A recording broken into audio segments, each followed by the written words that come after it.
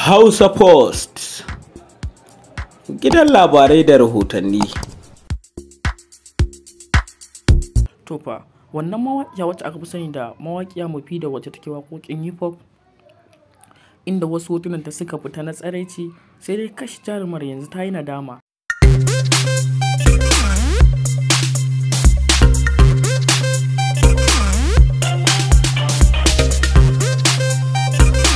Assalamu alaikum wa rahmatullahi ta'ala wa barakatuh. Barkanmu da kasancewa a cikin shirin labaran Kannywood daga nan Hausa Post TV.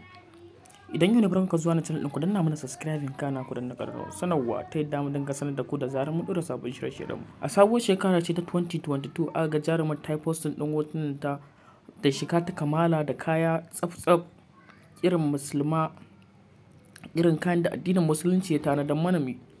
Jarumar ta fita tsaf kamar ba ita ba.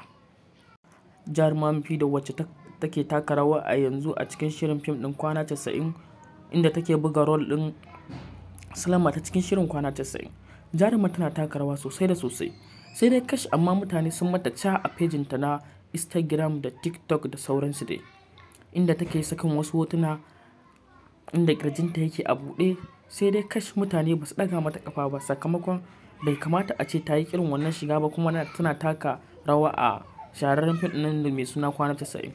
Sakamakon irin wannan mutane abin da suka yi zai iya bata matsala domin a cire ta daga cikin shirin kwana 90.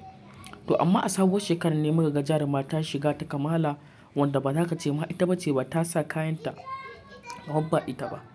Sai dai kashi mutane sun shiwa wannan jaruma albarka, inda suke ce mata ko ke fa hakan ya fi miki da a ce ki dinga yin shiga ta matsatsin kaya wa'inda bai dace ba.